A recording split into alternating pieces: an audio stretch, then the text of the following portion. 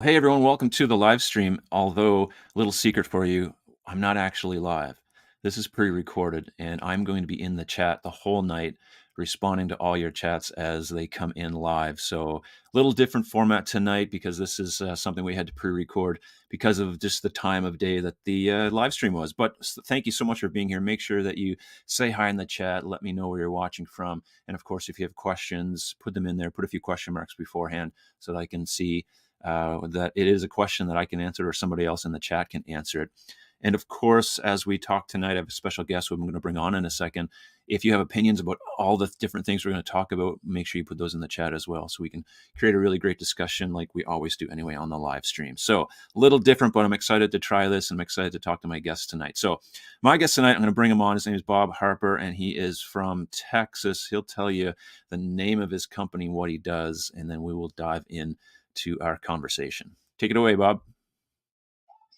Yeah, so my company is called Texas Cabinet Solutions, and I design, sell, and install mostly ready to assemble cabinets. So they're pre-manufactured cabinets imported over. But I'm doing a custom job right now. But yeah, that's what I do. So you started this company when? September of last year, All right, so 2023. fairly fresh in the kitchen business. Yeah. Um, what has it been like so far? Like, how have you found the response? Um, why, I guess, is the question. Why get into the kitchen business? Yeah. I mean, I think I've always respected the trades. I've been in sales and marketing my whole career, so I haven't come from construction or anything in the trades, but I've always had a real respect for those people that know how to create real things. You know, a lot of times in my career, I've sold services that aren't tangible and like software and things, and there's a lot of value there, but there's something special about you know craftsmanship. And so I've always had a respect, and I got laid off last year for my job, and my buddy does a cabinet business in Utah, and he said, "Hey," and I actually did some sales coaching with him when he first started his business. So he said, "Hey, I noticed you're out of work. You might want to consider this." And long story short, we did. That's what I ended up doing. And yeah, as far as how it's gone, it's both taken longer and to build than I thought it would. And I'm still building. Obviously, I'm brand new, but um, I've also been really encouraged and surprised by how much opportunity there is. And I think the big value that I add to this space is with my background in business, just bringing another level of customer service and communication to the table that I think is seems pretty rare, at least in my area, with contractors. They seem to not maybe have the best bedside manner and maybe aren't the best at communicating, and that causes a real frustrating situation for homeowners or whoever the customer is. So that's sort of my value that I'm trying to bring and level up the industry out here. Sweet, that's really important because yeah, I think you're right. A lot of times that aspect does get missed, and people want to have someone looking after them and knowing that they can rely on them. They're going to show up when they say they're going to show up, and do the job that they're promise they're going to do, or at least expect that they should receive from someone who they're hiring. So that is pretty awesome. What do you think? Like, what are some of the biggest challenges though so far you know in the whole process? Like, what are some of the main dominoes that once you knock down, you find like it's a little bit easier? Mm, I would say, there's a couple things. I think just being new to the space, learning about cabinets and about the industry and the relationships that are important to build. It's all been new for me. So just learning what I don't even know to try to learn has Right. been probably the biggest challenge Yeah. and and stuff. So I think that's the biggest one, but also just learning about the products, making sure that I am knowledgeable enough to be that expert in someone's home. And luckily, it's not that complex, but at the same time, as we've discussed in the past, I really want to offer, you know, basically when I'm done, I want them to love using their kitchen or whatever space that we help them Right. with. I want it Right. to be sort of almost a surprise that it's like, wow, I didn't know it could be Right. a little bit nicer than I thought it could, you know? And so Right. that's being able to get to that level. So I feel like I can deliver that has, been something that, it just takes time to do. So Yeah. It takes that's time. been a big challenge, but creating those relationships and um, relationships aren't formed overnight. So when I'm talking to contractors um, or subcontractors or homeowners, you know, it takes some time for them to feel like they can trust me, and that has been a challenge just because I'm starting out and I need revenue, but I don't. I need to invest that time to build the trust. Yeah. Yeah, and I guess over time it gets easier because you have a clientele base and people who you've like a history, people who you've worked with, that can you can say, "Here, go visit so and so," and they can tell you, and that's important too. So I can imagine getting started is tricky, and I know what it's like online doing this type of work and doing design work. And yeah, it comes down to like building that trust with people because I know like online for me, when people do a consultation with me or hire me to do a kitchen design, they already feel like they know me because they're watching my content, and I all the time I'll get like I feel like I know you because I've watched your videos and I feel like I know what you're like. And even when me and you like talked for the first time, you said this sort of the same thing. Like I sort of feel like I know like this about you. And that's a really important factor, like that you do need to build. Yeah. When you're, especially when people are handing you tons of money. It's Yeah, a exactly. really important thing that they've been dreaming about. So that's awesome. Absolutely. So we have some preloaded questions that we I sent to Bob earlier in the week to help us kind of keep the conversation going. And I think you guys watching, you'll know mostly what I think of a lot of these questions. But I think it's important that we have some of these discussions and maybe create some opinions, especially for the chat, so that we can you know see what other people think about things and not just hear it from me or what I think about a such and such a thing in a kitchen. So I'm interested to hear some of your answers to some of these things, and also for anyone watching, if you want to check out Bob's website, I'll put it in the description below. But where can people hire you from? Like, where do they need to live in order to? I know you're in Texas, but I'm Yeah, sure you so don't I would serve say everywhere. no. I actually get surprisingly a lot of calls from Houston, which is way too far away for me to really help. Um, so that's not very good. Right. But yeah, I work in the Dallas Fort Worth area. So anywhere in the DFW area, that's where I can help you out. And was that the only question? Yeah, that's all. Just want to Okay. know Yeah, that's if where I'm someone's at. living in Dallas Fort Worth, they can reach out and get your help. Hmm. Absolutely. Excellent. All right, so here's the first question, and I am actually putting out a video on this coming Saturday around this issue, but or this particular thing. And the question was, what are your thoughts on base corner cabinets? How do you approach them? What do you recommend? What's your overall like dogma when it comes to base corners? Yeah.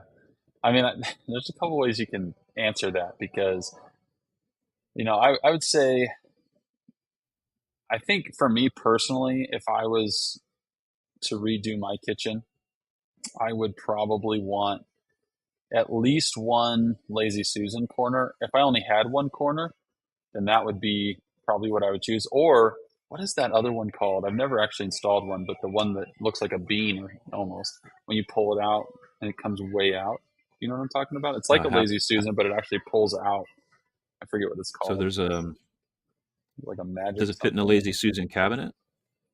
I don't know if it does. I've never actually sold one or installed one, but I've seen them. I've seen pictures of them where basically it's a corner cabinet. It looks like it fits in a Lazy Susan style cabinet, and you pull it out, and it actually comes totally out, and then you can swing it back in, and it hides itself into the cabinet. So it's kind of like Is a it Lazy just a Le Susan, but Mans? hmm, A Le Mans I don't know. It could be. magic It could be corner? Magic Corner. That sounds familiar. All right. Yeah, that seems cool, but I've never actually used one. Um, Okay. the corners are really tricky. they're really tricky because if you do a lazy Susan, it's really not the perfect solution either. It's not like the most convenient thing in the world. It's better than nothing, I would say, if you want to use that corner. But I mean, you're stuck with this weird door that you have to open. It's not the most Yeah. easy. You're still crouching down. The stuff falls off the lazy Susan and gets stuck in the back. So it's not the best, but I think that's probably what I would say. Another option is your favorite, which is just cutting the corner off and just having two regular cabinets. And I love that from a design standpoint because it's a lot easier. It looks really good. It's really functional for the cabinets that you have there. But I think also, there's something to be said for a blind corner cabinet because it's the least convenient of the options probably. But Mhm. if someone really wants a nice clean look and they really just don't want to lose that corner access, um, it's an option for stuff that you don't get into as much. So I think there's a use case for anything. Um, Sure. my current favorite's probably the Lazy Susan in most cases, except that really messes up my design usually, especially if it's a short Right. wall on one side. So sometimes it's Yeah. not really practical, but Yeah. All right. Well, we can't be friends anymore. yeah, I know you hate Lazy Susan. Interestingly enough, I did a design recently, and that was the solution that we ended up on, Mm-hmm. um, because sometimes it's just the better solution for the scenario. Yeah. And I am, obviously not a fan of a lazy Susan, but like you said, there's every scenario is different, and Yeah. that's really important. So it's important for me as a designer and yourself as a kitchen business owner that we don't just champion one thing all the time and that's the only way to do it and the only way we'll do it.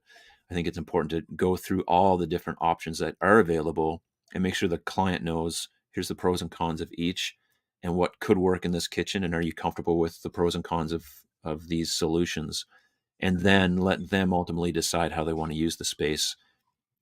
Where we come in, I find, is we, with experience, you get to know, well, like, here's why this isn't a good idea and why you should maybe choose this in this scenario. And you can kind of leverage that experience over time because you've been down the road enough to know like that probably isn't the best for this, this kitchen, or Mm-hmm. or it is the best, and so I think it's Right. important that, yeah, we have options and we show people options and discuss them. What's your personal just favorite? You think a lazy Susan if it was yourself? I don't know. I mean, it depends on what the kitchen layout is, what the room looks like. Is it an L shape? Yeah, but you said like Is it a small U? for your own kitchen. Yeah, for mine, I mean, I'm moving into a new house this weekend, so I don't Oh wow. I don't really know that I wouldn't put a lazy Susan in that kitchen. But I think Okay. I had a lazy Susan in my last house, and I mean, there were things I didn't love about it, but I did like that I could easily access stuff that was in the back. Sure. So Yeah. I like that about it. If I'm going to keep cans down there or whatever, the thing is, if I had plenty of like pantry space, which I didn't have in my last house, I would probably not do a lazy Susan. So it just depends. I mean, it was Okay. useful for cans and things like that, Yeah. little cans. But Yeah. if I had a nice pantry space, I probably would prefer either a blind corner or just cut it off. Right. Yeah. It depends on how you're using the space. Totally. Yeah, Obviously, my favorite is my go-to is blocking it off all the time yeah, hmm because maybe I'm stubborn and I just want it to be the right solution all the time. right, right. People are pretty. I think. Well, I yeah. think you have a point, though. You have a point in the sense that people are really, really. At least the customers I've talked to, they're really um, stubborn about losing any storage space at all, and Right. sometimes needlessly. It's like, yeah, you have plenty of storage. You don't really need it, and Right. it's going to make a worse experience overall if you try to stick a Right. lazy Susan in there. And I think, I think people need to consider that. Say, Yeah. are we really just, are we, is it such a small kitchen we need it, or can we afford to get rid of it? Because if you can, it's going to be a better, uh, a more pleasant experience, I would say. Right. Yeah. More function. Yeah. Okay. Well, that's interesting. I know I've gotten comments before on videos where I talk about corners. When people hear that, I want to block it off or waste the space or whatever, or if they have a lazy Susan, then they get the they get the idea that really don't like lazy Susans. Um, Hmm. but I always get comments of people saying, "I love my lazy Susan.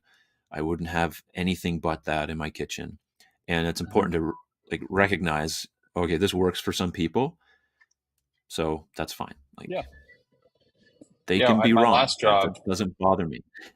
right. They can be wrong. My last job, though, it hinged on the lazy Susan. She literally, the whole job was sold on a lazy Susan. She's never had one. She's Wow, there always you go. wanted one. And she's like, if you can't do that, then we're not doing business. I'm like, well, I can Really? do it. So yeah. So we did it, but Perfect. it's Well, pretty hey, funny. you gotta go with what works. If you want a lazy Okay, Susan here. in DFW, I'll put one in for you. Don't worry That's about right. that. He's the man. Don't talk to me. I'll point you in your direction. Point the Yeah, view. yeah, You gotta go you gotta go where you're gonna get taken care of. absolutely. All right. The next question we had or we were chatting about, and this is an interesting one that comes up a lot in different comments and whatnot. The open concept or the closed concept or the closed kitchen. So I'm curious in some of your experience up to date. Like, have you seen um, more of a push towards people wanting one or the other? And do you think like the open concept philosophy or design idea is something that will continue to be really dominating, or like what are you seeing in your experience? Yeah, I mean, people want to open it up, but I mean, I'm seeing a lot of kitchens that are still from the 70s and 80s.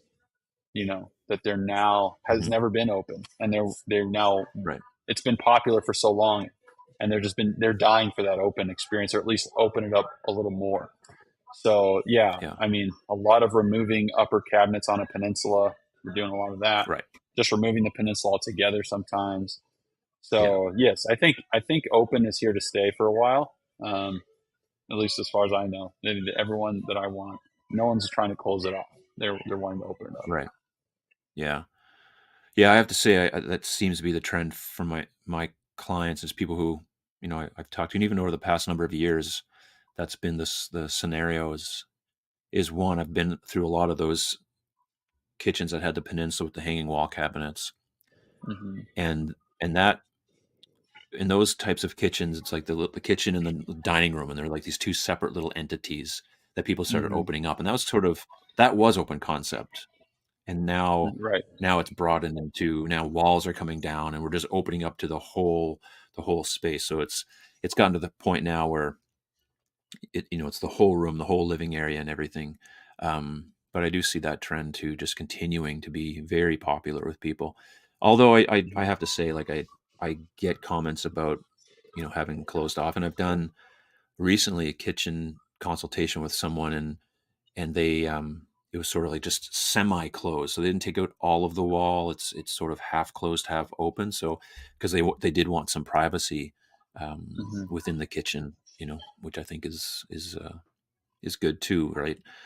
But my thing is that what people see a lot of the times becomes the thing that they want to have for their spaces, and so we see so Hmm. many open concept kitchens that it seems to be that's just what you do.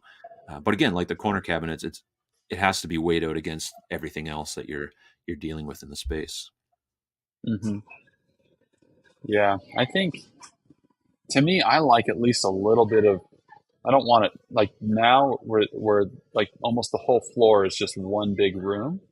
That's not my flavor personally. I would Right. prefer to have it less open than that, Right. because I mean I have 6 kids, and so there's days where our kitchen isn't perfectly presentable. You know what I mean? Like I don't want Yeah. people walking into my living room and having a full view of my sink, or whatever that's dirty or Right. whatever. So yeah, Yeah. I Yeah. think I hear you. I think a little bit of, I think there's some practicality to having it at least somewhat visually closed off slightly. I do like it. I like it more open than that was decades in the past where it was totally closed almost. But yeah, I think there's some value in closing it to some extent. Sure. Yeah. Yeah, it's all it's use case, right? Yeah. Depending on Yeah. I mean, if I was on just no kids and we were just, I mean, it's my wife and I, then obviously I wouldn't care because it would always be clean. There'd be no right. trouble. But Yeah. Well, it's important for people too who are renovating if they're in that stage of life where they're planning a family and they also are in the position that they're doing a kitchen renovation is to think down the road of how this is going hmm to be useful when there's more people or less people or whatever the case may be, because a kitchen should last you more than a couple of years. You're designing this, many people are designing it for a 20-year period. Like they're not really planning on changing this very often, if hmm ever. So right. you have to take into consideration who else is going to be using this in 5 years, 7 years, 10 years, and consider that too. That's a All really right, good let's point. talk about the kitchen triangle. Thank you. Let's talk about the kitchen triangle. um, the kitchen triangle. Do clients ask about it? Is it on their radar as a thing? Curious. I don't usually hear it, but it comes up. Yeah, it does come up. Um, but the thing is, I haven't had too many people that are willing to move it around too much, Right. you know, because it's usually more, especially if they're not doing a renovation larger than just replacing their cabinets. Because now we're talking about potentially moving plumbing, moving some other Right. things. So it's a bigger job, but if they're already in there, moving things around, then a lot of times that's when it comes up. The kitchen triangle is a great starting point, Yeah. and it's something that doesn't need to be changed just because you want to be creative. If it works, it works, but it's also something that can be added to. And yeah, like what hmm you're saying, if you have to move a bunch of things and it's not in the budget and it doesn't work out that way, then there's no point on making those types of changes. But sometimes what I find is people are really honed into making sure that there's a proper kitchen triangle. And I think it's important now that in the age we live in, there's these other workflows in the kitchen that are hmm very important to think about as well. hmm Yeah. I mean, I'd probably defer to your expertise on this topic, but I think what's helpful when I talk to my customers is just asking them, you know, how do they use their kitchen right now? Are you cooking a lot in there? Are you not?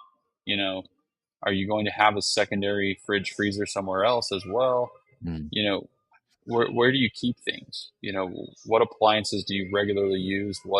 You know, and so I think honestly, it's not I mean, you would probably, with your years of experience in design, probably be able to help guide people faster to the right conclusions. But I think really just sitting down and thinking about it logically, it doesn't take that much effort to kind of come to a good solution for your kitchen, you know, right, because you just think through a few things, is how do I use my kitchen right now? How do I want to use it? Am I being right. prevented in some way from using it the way I want? And you can kind of solve that. It's not. Sometimes I think these design questions, which again, while expertise is really beneficial, and there's hidden traps that maybe we get ourselves in that we didn't think about because we don't have that design experience as homeowners. But I think also, um, if you just literally think about it logically and ask yourself that question and have that thought exercise, you'll probably come up with a pretty good solution for you. Right. Yeah. Yeah. There's no point in reinventing the wheel. So I agree. I mean, what if what is like a you're talking about like new workflows, because obviously the triangle was formed in decades past when our lifestyles were significantly different than they are now.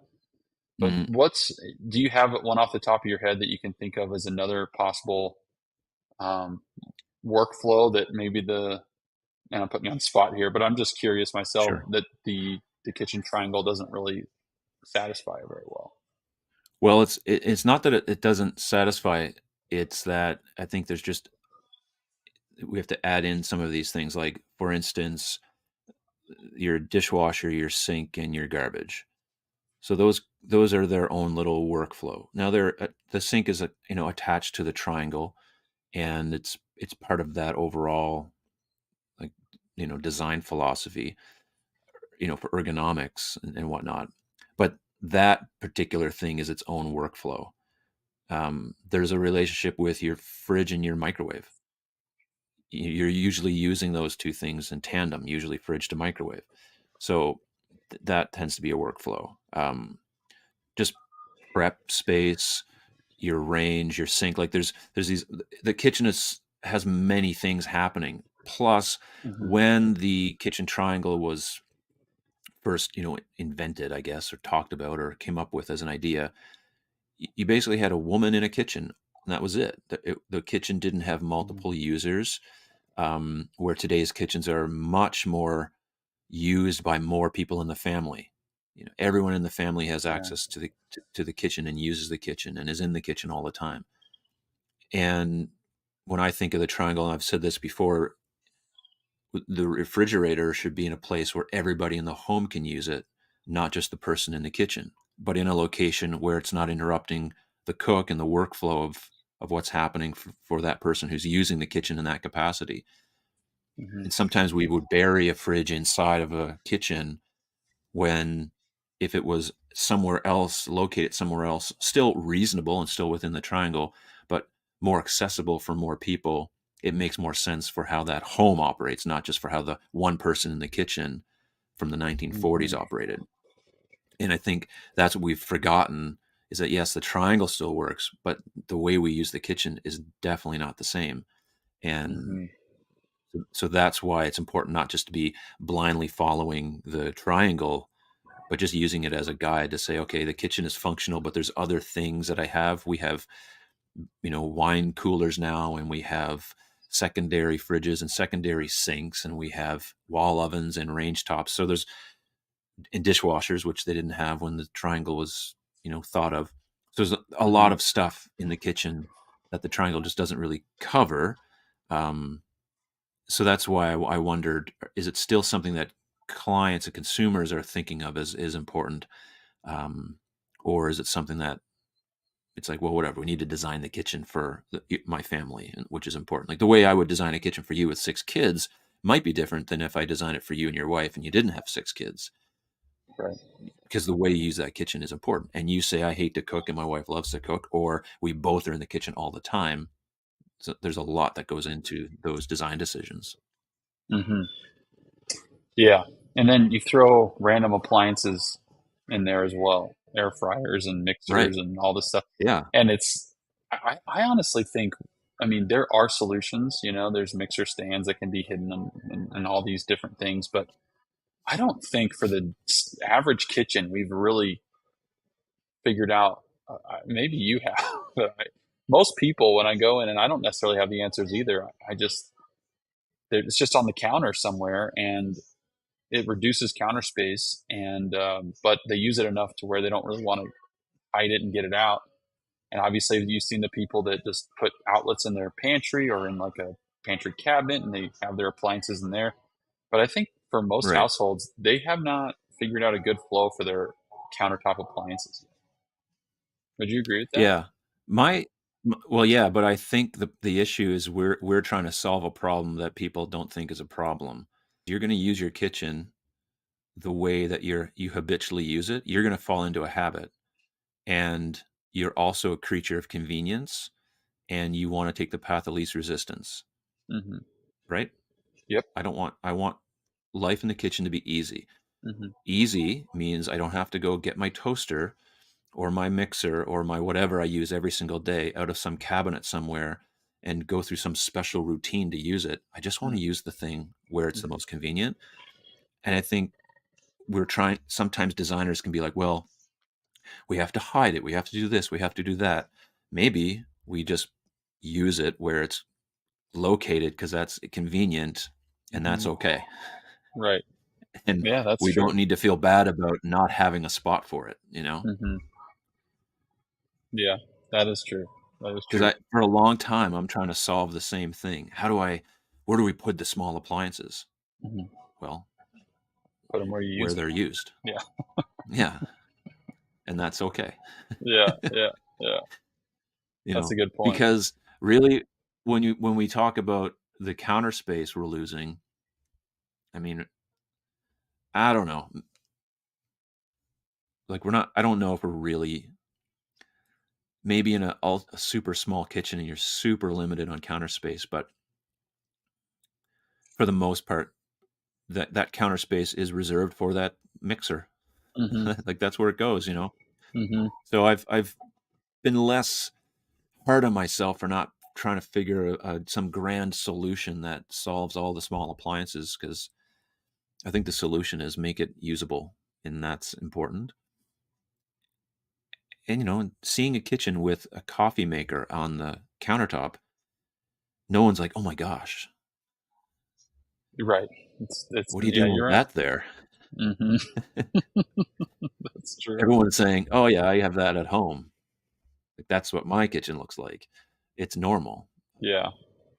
And maybe that is like maybe yeah, that's a good point. Maybe that we just need to give ourselves permissions to be human and just use things the way they need to be used. Right. Because all the solutions that people have come up with add steps to using the thing for the most part. Right. You know, you're either Yeah. pulling it on a stand, you're pulling it out of a cabinet, or you're lifting a garage, or, appliance garage, or you're whatever. But is adding an extra step, and how useful is it really? Yeah, yeah, Right. yeah. And hey, Makes sense. if you want appliance garage and you think it looks great, and fill your boots, right? Sure, But absolutely. don't confuse that with being like more functional. It's just the look you're going for, and there's Hmm. nothing wrong with that either. Hmm. But I should maybe just start a kitchen design philosophy channel. It would end up being like a therapy channel for people to just give themselves permission to live their lives. Right. Yes, you got Don't feel permission. guilty that You keep that yeah, poster. I love it. Too funny.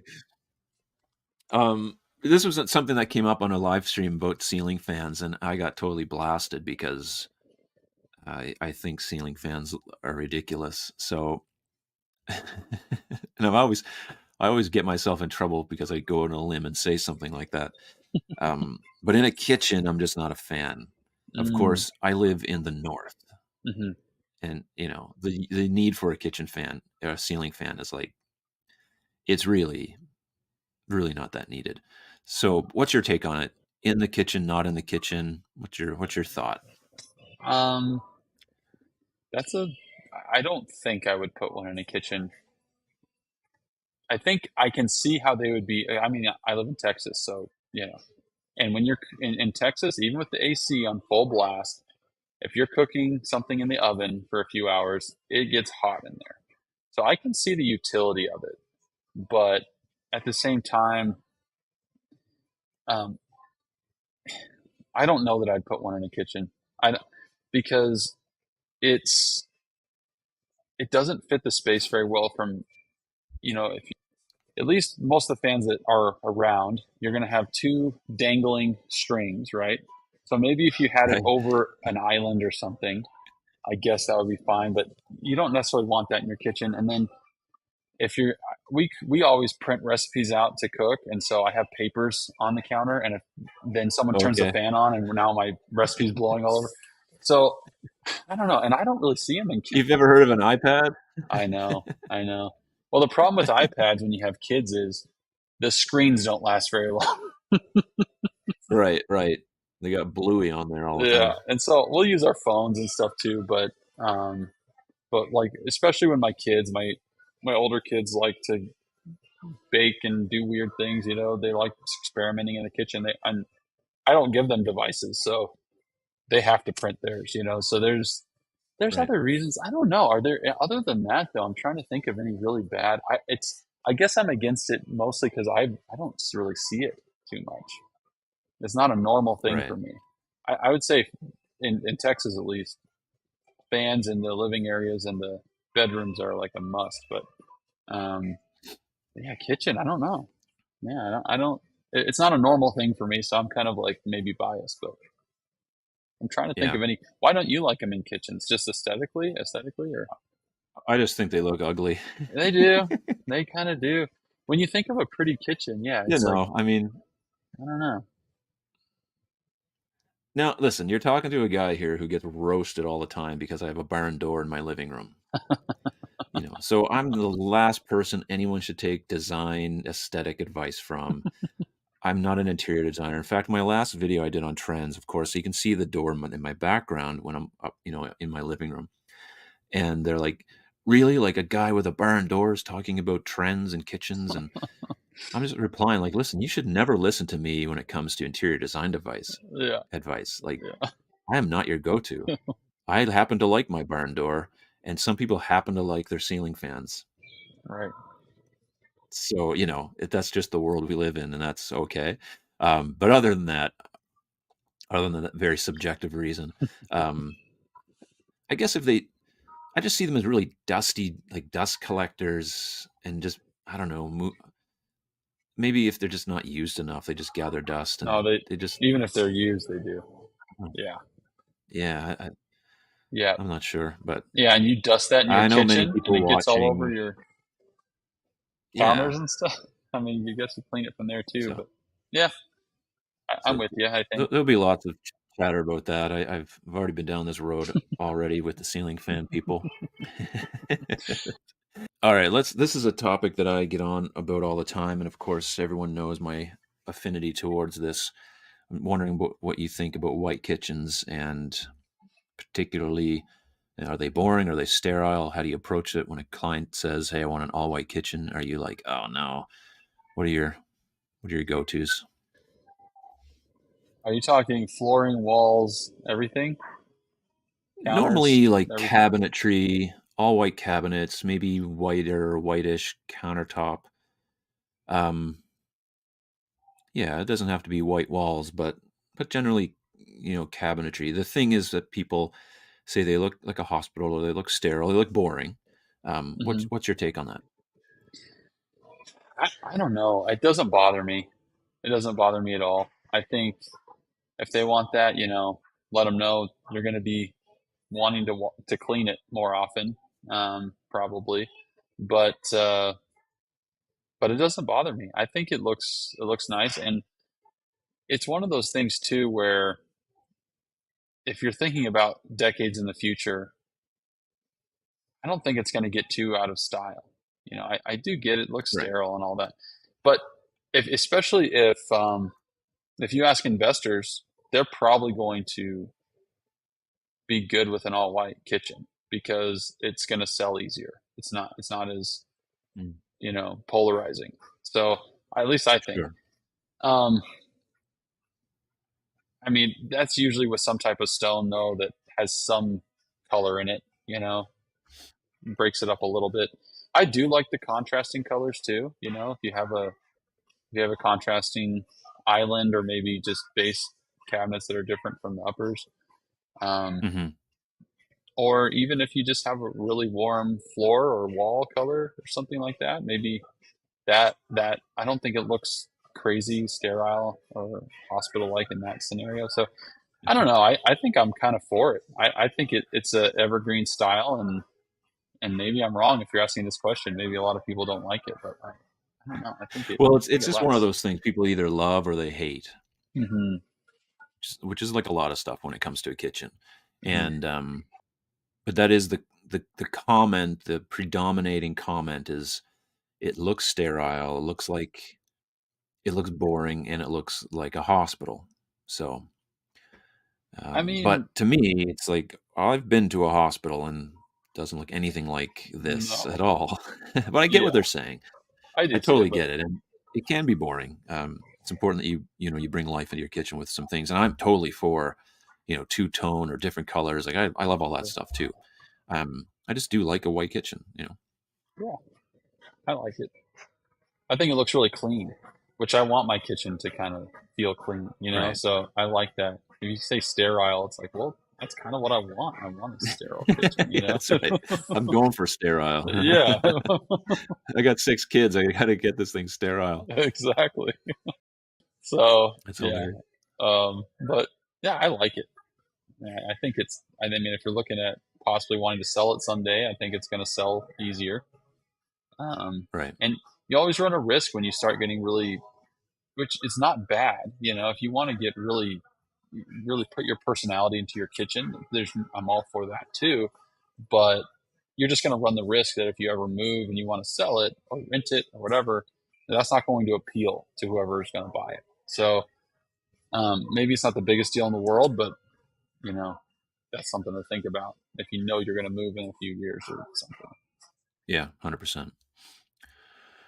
Now, how do you approach, like, accessibility in a kitchen? Not necessarily, like, wheelchair access, but just in generally overall, how do you think about accessibility in terms of maybe base cabinets, wall cabinets, pantries, clearances, stuff like that? Is there a particular mindset you have about it, or do you approach every kitchen maybe, you know, differently because they're all different? Like, what are your thoughts about that?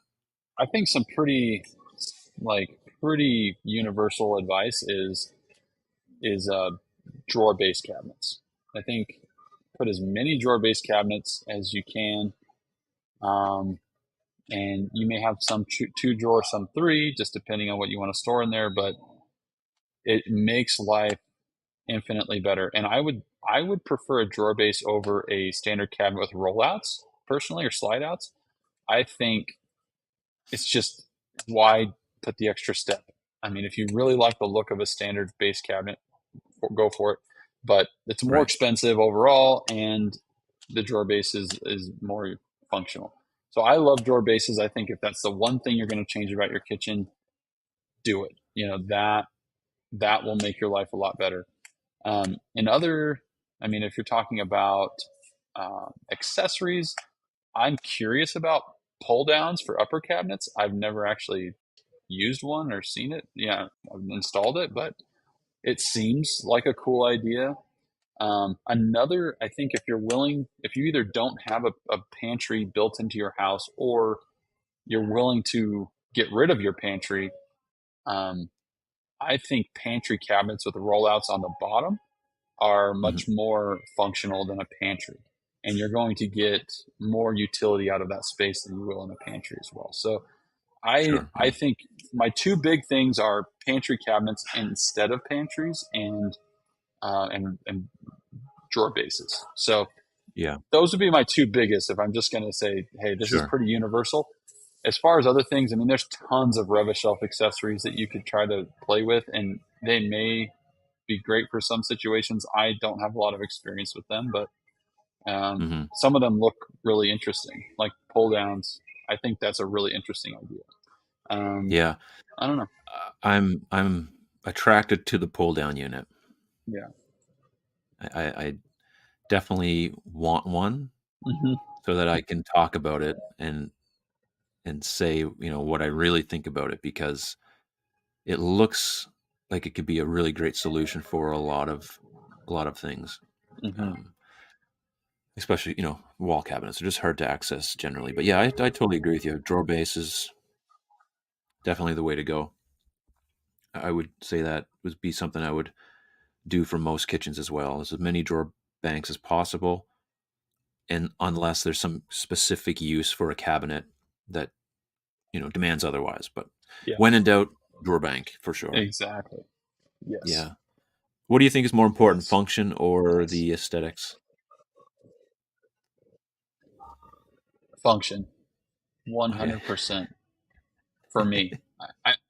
I think aesthetics are important. You know, obviously, you know, they're important, but oh, okay. Let me know if they can't hear me. But anyways, yeah, I think aesthetics are very important. But to me, your kitchen is made to be used. It's made to be something that helps you live a, you know, your home is there to be useful to you. And I think your kitchen is one of the main rooms that has a lot of utility. So I am big fan of functionality, and I there are probably certain cases where I would go, like for example, like we talked about the um, the Lazy Susan. I think the Lazy Susan has more functionality than just cutting off the corner, not using it at all. But you know, I think there's some aesthetic problems there, as well as limiting what you can do on the other walls. Mhm.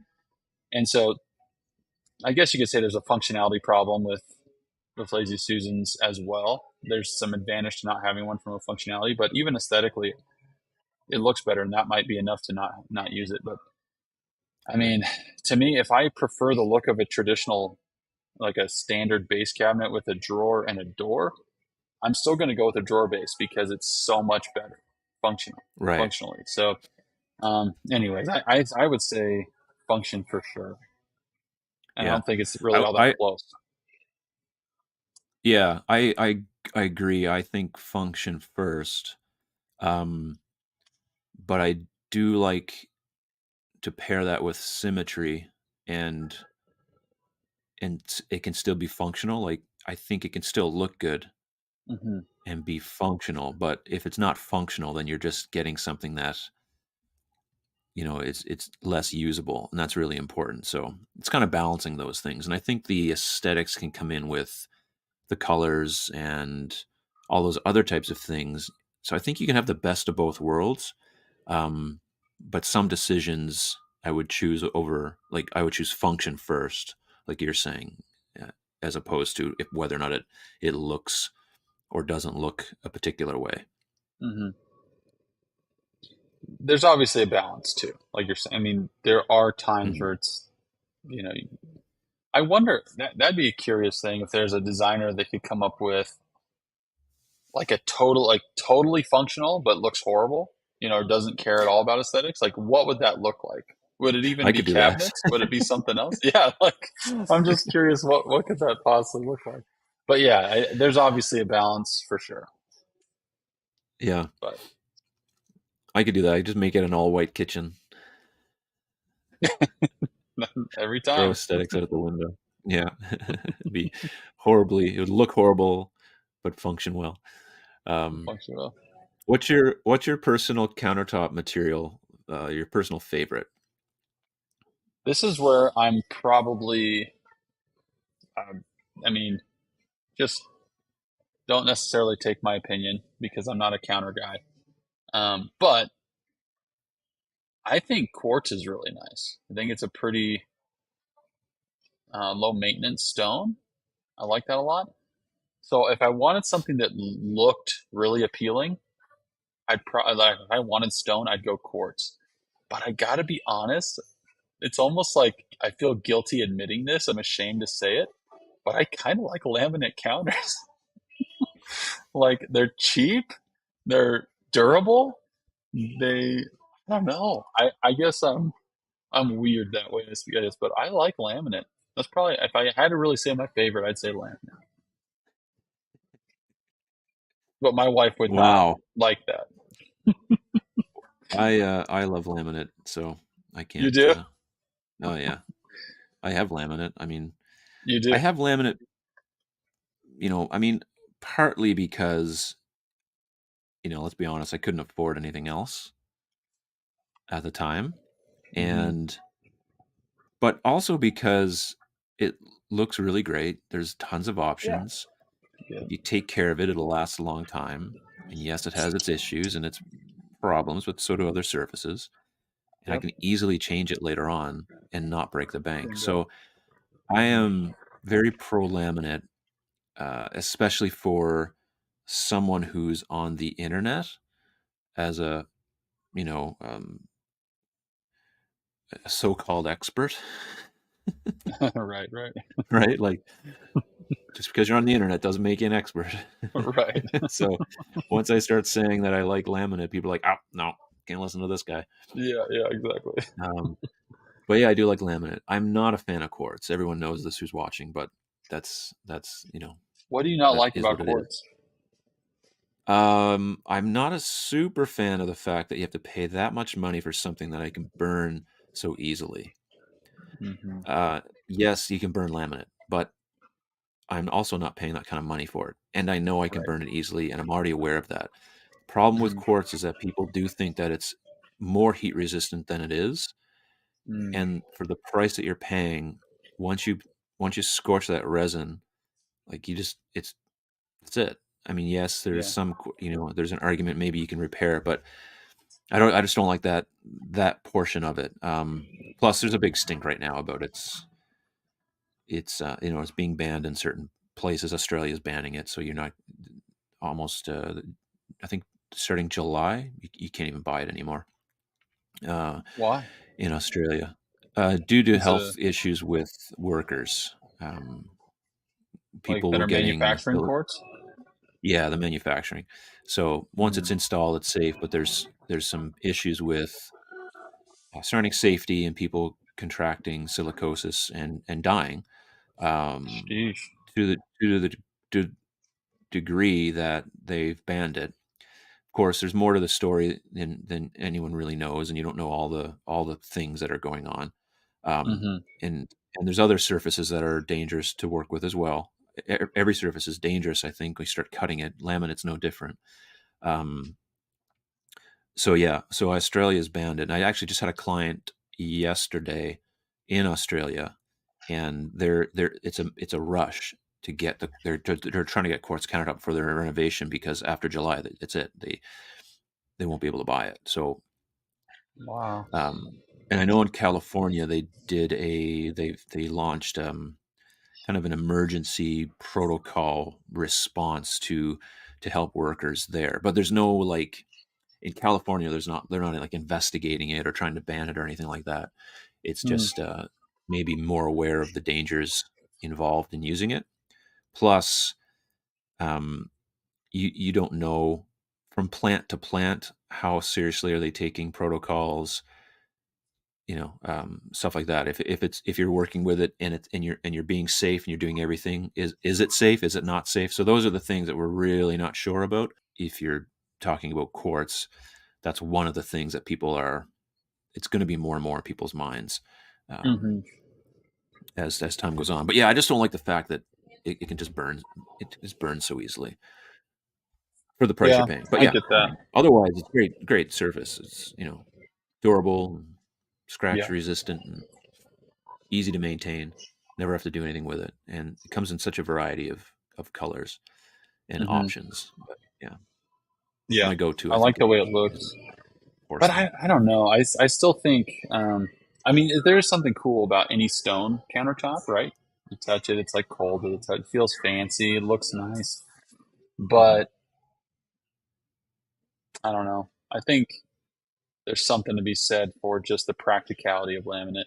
And it looks nice. Like old laminate looks horrible because the colors they chose were terrible. But Yeah, um, at least for us now. But it looks nice. I think. I don't think it looks bad. I don't know. yeah, What yeah. I stone do remember you some of the like if old you go with colors. a stone? Well, if I went with a stone, I'd probably go with a natural stone, probably quartzite. I like the look Quartzite of is. quartzite. Yeah. Um, it's very dense, very durable. So I like the look of that, and many of the quartzites I do like. Um, and I'm a real big fan right now of porcelain. So that's something that's creeping up on the market a lot as an Mm. option, and more companies are fabricating it and installing it. And it has some so like heat resistant wise, you can have a bonfire right on top of the surface. It's fine. Mm. So I do like that.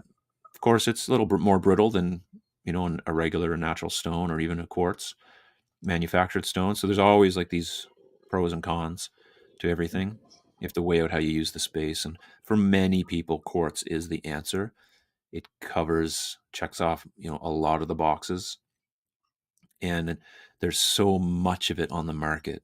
And that means the price is reasonable for most people Mm-hmm. that it almost seems to be like a no-brainer in the industry when people are looking at countertops. And I know there's viewers who watch the live stream who are watching now, and they love laminate, and they have laminate in their homes. And when they hear someone say It was nice to hear someone not just crap on laminate. Right, right. It's like, I got you. We got you here. We got your back, all right? The six of us over here that are pro laminate, Right? we Oh got each man. other's backs. What makes a cabinet something that's quality? How do Hmm. you define that, or how do you think about that? I mean, there's lots of different ways you could define it. To me, I guess I'll tell you the reason I think my cabinets are quality is they are plywood construction on the box. So it's either half inch or three quarter. Obviously, three quarters nicer, but from a durability quality standpoint, a lot of people immediately go to all wood when they think quality. And I think there's nothing wrong with that, but there's pros and cons to all wood, So Hmm. I think all wood's great, but at the same time, it's going to move more than like an HDF material for your doors and your drawer fronts. So my cabinets, the paint grade cabinets are all HDF. And so some are MDF, but most of them HDF. And so they're not going to have as much fluctuation in size or position in when you change temperature and humidity. And so that makes the paint look more consistent over time. So you're not getting cracks along the seams and that sort of thing. Hmm. But regardless if you're going all wood or you're going HDF, I think to me, I want it to feel somewhat substantial. So I think that's that as imprecise as that definition may be with it just feeling good, you can feel it when you open a cabinet that's got a nice thick material that's got some weight to it.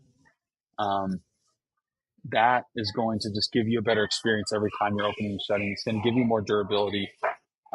So to me, I think if you're just talking about construction, obviously dovetail joints are really nice. For the box itself, really, I have one line that has dovetail joints for the actual box construction, but most of it's it's a dado groove, and then we screw them together with some wood glue. So I think, Right. and we have the corner, the Yeah. corner brackets to keep them together. So I think when you're talking about quality, there's a lot of different things to talk about. How is it constructed? What are the materials? How thick is the paint? Or how good is the stain? Or whatever. There's lots of different levels to it. What's the drawer box made out of? How is that? What are the joints on that? Um, so I'd say a loose definition is plywood construction, not particle board, not any other horrible material that you might find. Um, Now, let me put a caveat here. There's nothing you don't need to feel bad about yourself if you have builder grade cabinets, which are particle board. They're going to use really thin paint or lesser quality veneer. That that is there for a reason, and the reason is because it's financially easier to swallow. And if you want new cabinets and you want it to just look nicer and you're okay with it maybe not lasting as long or getting dinged up a little easier, or you have those lighter doors, lighter everything, don't feel bad about getting that. That's totally fine. It's not what I do, but there's nothing shameful about that at all. You shouldn't feel bad about that. That's totally fine. But if you're thinking you want higher quality, that's how I kind of look at it: is plywood construction on the box, some type of substantial material, whether it be HDF or wood, for the drawer fronts and the doors. And then I like soft close hinges and slides. So I think that Mhm. really adds to the experience, even if maybe it's not quality, I guess. But you can get horrible quality soft close hinges and slides too. So you want to make sure those are robust and can last a while. But to me, when I'm thinking quality, I'm thinking, is it going to last me 20 years if I want it to? Can it last? And there's always Mhm. risk with everything, with HDF. If there is a crack in the paint or whatever, and you have too much water while you're washing, it's gonna expand. It's gonna cause a problem Mhm. for that Right. door.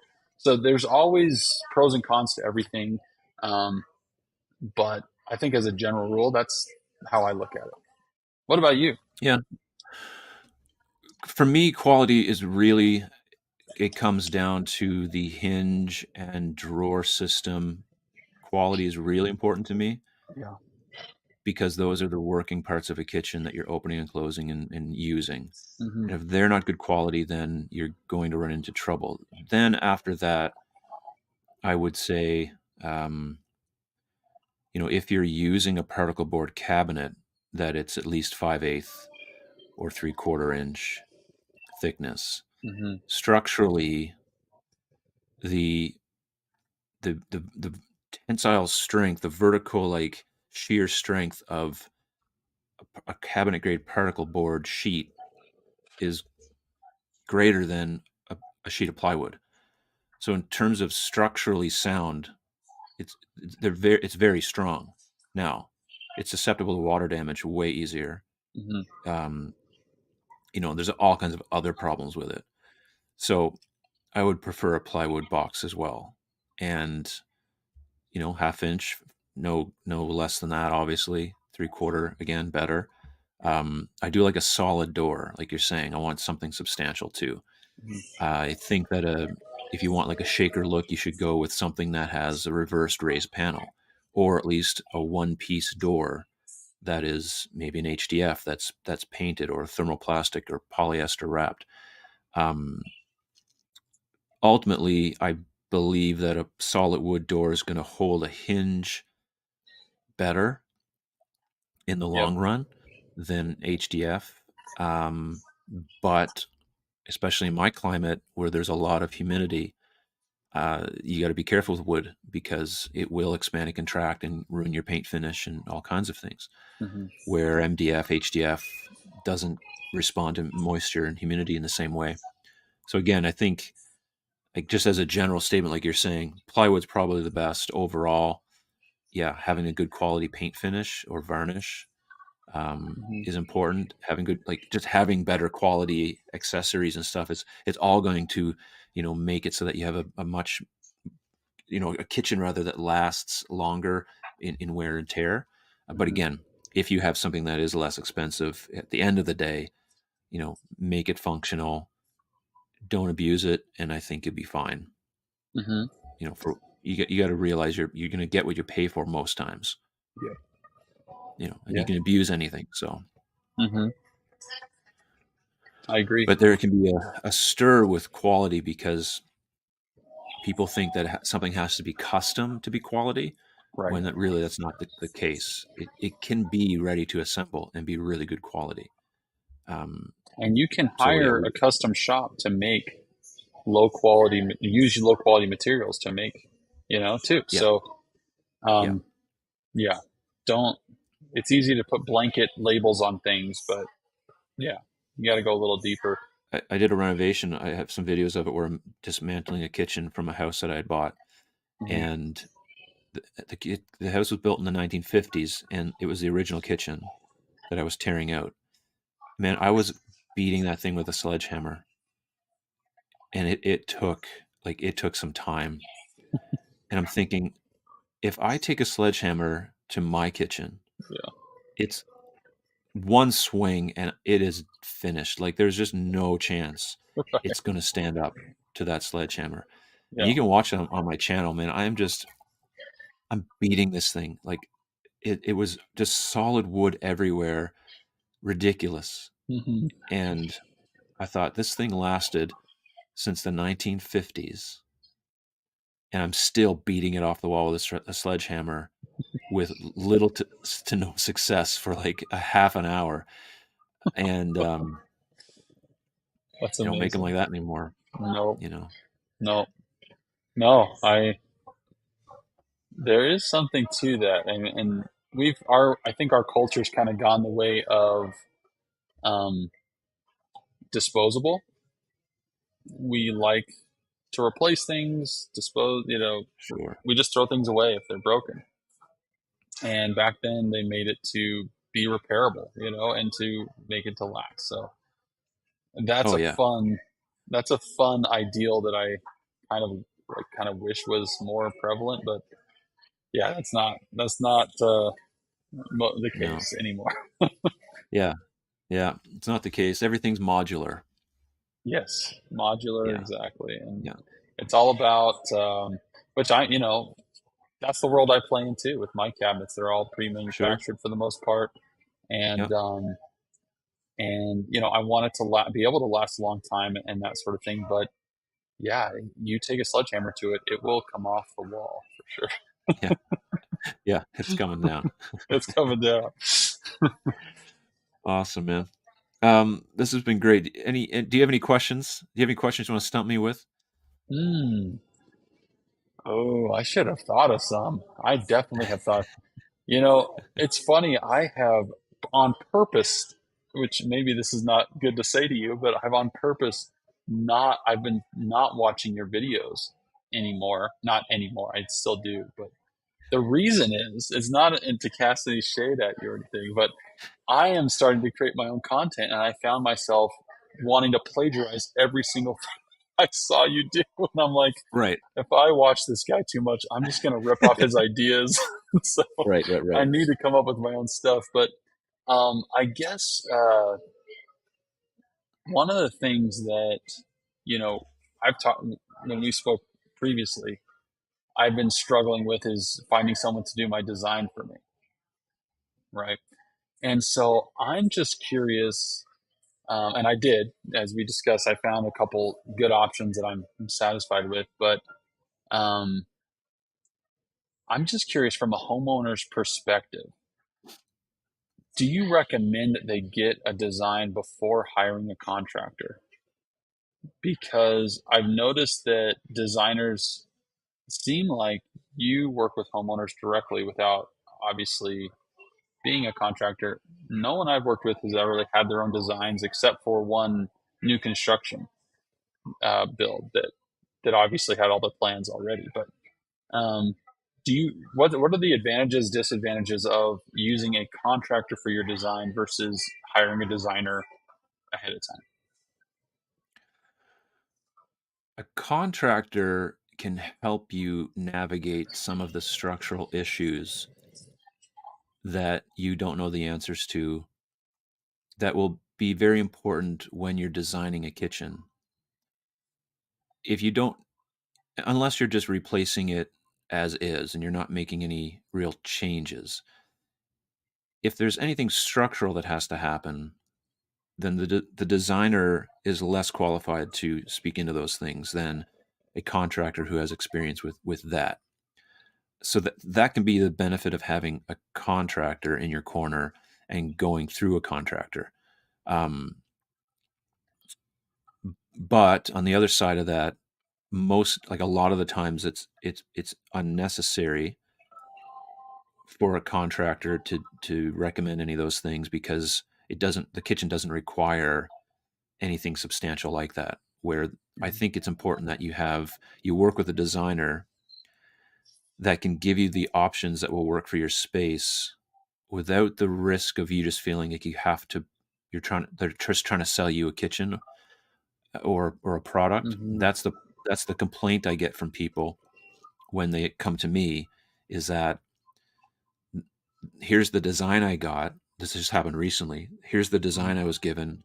I was told this is the best design, or I was told this was the best way to do this. And they didn't give me any options or anything else to think about or even question anything. It was just this is the Mm-hmm. layout. And I think that's a disservice because you really need to work through with the client the best possible layout for the way they use the space.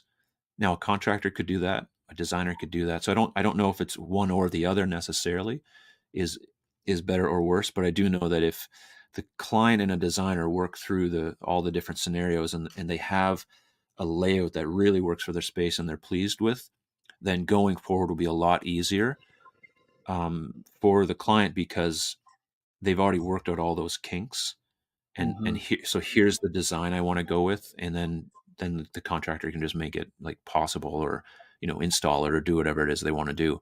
Um, so yeah, I would say I think it's valuable to work with a designer, but it's not like you have to in order for it to be successful Mm-hmm. either. Mm-hmm. Most kitchen contractors like yourself, like you might be in a different scenario because you're selling cabinets. You're doing the design. You're selling the cabinets. Not everybody does that.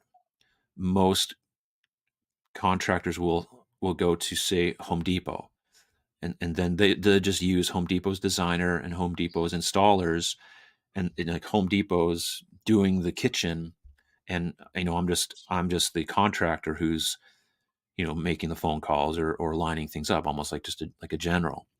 Mm, Um, that can be an issue if the client and the designer aren't really communicating about all the different changes and things that they want done.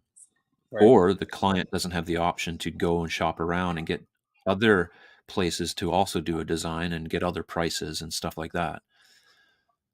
So, yeah, does that does that help you? Does that Yeah, answer your question?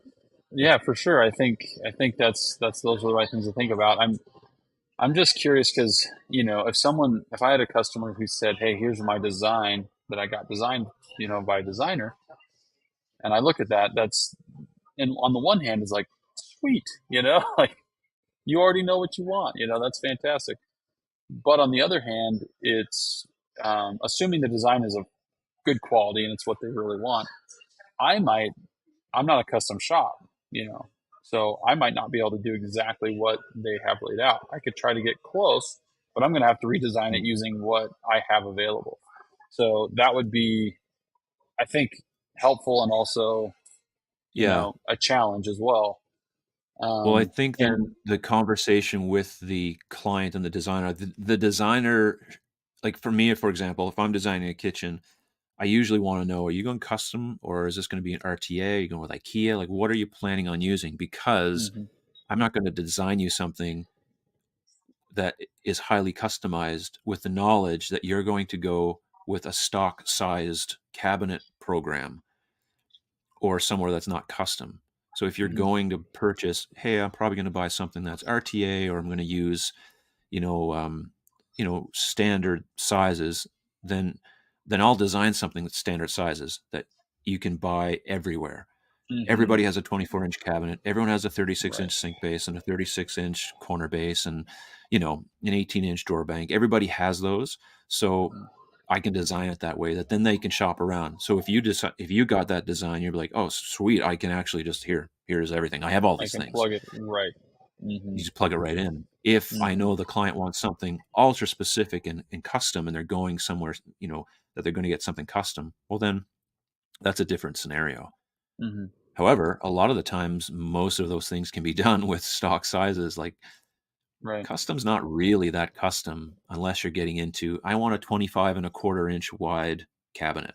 Okay, well, now we're into custom. right, You know, right. if you Yes, don't want any fillers and you want these odd sizes, well, then that's definitely custom. But yeah, right, otherwise, right. Yeah.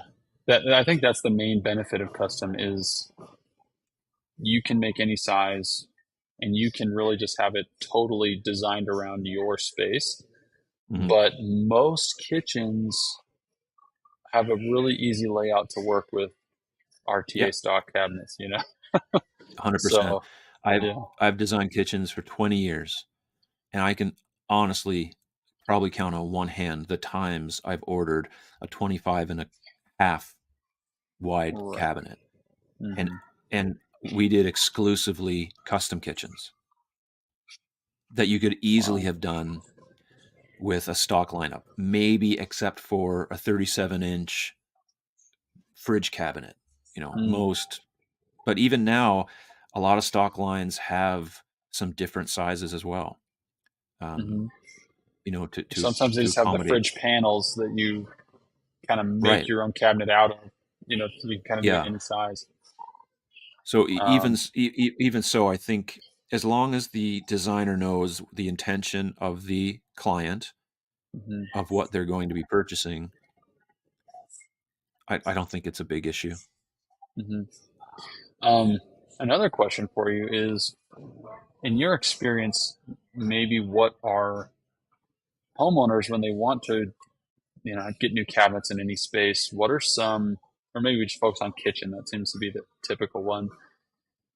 what are some of the challenges that they face that in trying to decide which contractor to go, which designer to go with, what style of when they have all these choices ahead of them, they're not contractors. They don't know all, maybe even where to look and how to find a good solution for them, a good person to help them, a good team.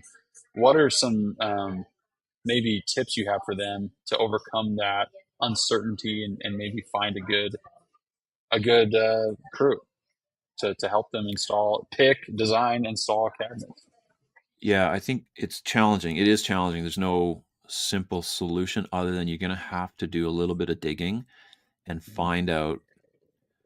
You may know someone who's had a kitchen renovation, or you just like trying to source out who used what contractor, and finding their clients, and find just getting some knowledge of what their kitchen looked like. What was the experience like? There's a lot to be said about you know just social proof, and I think a lot of the times it comes down to that.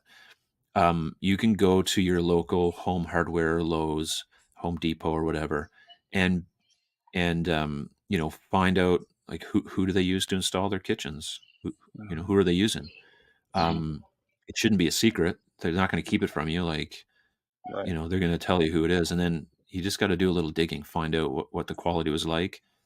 Don't be afraid to say, "Hey, listen, I want to buy a kitchen. I'd like to buy it here at Home Depot." Say, um, "Can you get me in touch with some other clients who've had kitchens in the last little while that I can talk to?" And if they're like, "No," be like, "Well, what? Like, why not?" Like, most people Yeah. don't really want to go through all that trouble. They just figure, well, the experts know what the experts know, and they'll probably do a good job. And for the most part, like, that does work out. Like, otherwise they wouldn't be in business. But if you want to do a little digging, just ask the question. You know, I would like to know who the installers are. Can I see some jobs that they've done? I'm spending a lot of money. I want to make sure I'm making the right decision, and this is going to help me make the right decision and spend money with you. So you should be more than willing. And if they're very against sharing that information, then I'd be like, well, did they have a bad are they having some trouble recently? Right. You know, if someone came to you and they're like, can I talk to your last three clients and see how their experience was? And you're like, nope.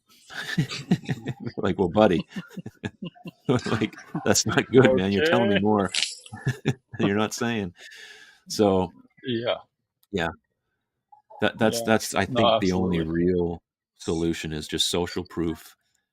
Finding out what other people are saying about it, realizing too that they're all humans. They're not perfect, and there may have been mistakes. But I found that if people are honest about the issues they've had, and the contractors are upfront with, hey, this is going to be late, I messed this up, or this happened. Just being communicative, like you said earlier, is like just to to be the person that they trust. They know I'm going to tell them what's up. They don't have to Mm. wonder. I'm going to show up on time. If something's late, I'm going to tell them beforehand. I'm not going to try to sweep it under the rug or come up with some excuse to why it's late. It's like, listen, it's late. I messed it up. I drilled a hole through this door in the wrong place, and I had to order a new door. And here's the information, and you don't like it, but at least I'm telling you all the information. You can deal with it now. That speaks volumes, and people will much rather go and say, "Hey, like, Bob really took care of me. There was a few issues, but don't even worry about it. Like, he'll take care of everything. You're Hmm. golden." So Yeah. I think that stuff's really important. I like to hear those things because I want to know, you know, in trying to like sort of design the experience that my customers have, knowing what their fears are, what their challenges are, what maybe what they think the roadblocks are, and if I can deliver that almost proactively to say, hey, this is probably what you're worried about. Here's the Mhm. here's the help you want. Um, I just I'm always trying to get better. I'm still new, so I'm trying to improve my processes and anything that can improve the experience for the customer that I can do. That's what I'm trying to figure out. Uh, so I appreciate that. That's good. That's good. Just wait till you have to tell them that you read the tape measure upside down and you ordered the wrong size Oh, cabinets. oh my gosh. That almost happened on my last job. Literally, It's the happened to customer me. said, "Hey, how do you have so many cabinets on this wall? It doesn't seem like it could do that." And I said, "I'm coming back to remeasure." And I remeasured, and sure enough, I had too Yep. many cabinets. So Yep. luckily, it was before we ordered. But oh my goodness, that scared me. Well, that's good. I've done it. Have you? Yep. Oh, Ordered, must custom make you feel ordered, sick. custom cabinets, all ordered. Clients, installers calling me like, man, this doesn't fit. I'm like, what do you mean it doesn't fit? It's wrong. They don't fit. I'm like, oh, the company messed it up again. They didn't send me the right cabinets. Nope. Darn company. Wasn't No, it was me. me. I read my tape measure upside down. Oh, So that was a that'll happen. I embarrassing mean, moment. it'll It definitely happens. happen. It's yeah, It's it's embarrassing. inevitable. Yeah. Like humans make mistakes, but that's just you know that's the But thing. Is that is just the type of thing where if you own up to it, I think you get respect from people. It's still, they're not happy. They're not like loving that no, that happened, but at least they know this guy's not going to disappear on me when something goes wrong. He's going to tell right, me when he messed up and he's going to make it right, you know? And so, yeah, you win points overall, but obviously you want to avoid those things. So yeah, that idea makes me sick to my stomach. I thought for yeah. sure I was going to mess it up that time, but it fit luckily in the end. It's not good for the bottom line. No, no, but it is what it is. Yeah, so be careful. I know you can get tape measures that are they read both ways, Right. but Yeah, yeah, trust just me, to be my on the tape measure is safe like side. it's written out to the eighth of an inch on the thing Okay, because I'm like, right. I know, I just want to just avoid the mistake because I know where the eighth is, where the 16th is, and all that stuff. But it's just nice when you have the number right there. But yeah, upside down Yeah, is scary too. yeah, not a good scene. Awesome, and well, listen, I really appreciate chatting, and I hope everyone watching is maybe got some new information or was able to get an answer to a question in something we're talking about. I know that I've been in the chat at this point now for the whole night as we're watching this live together because, again, this is pre recorded. So if you want to connect with Bob, you can check out, there's a link in the description below where you can find access to his website, which is meticulously designed and embarrassing for me to look at when I look at my own website. So good.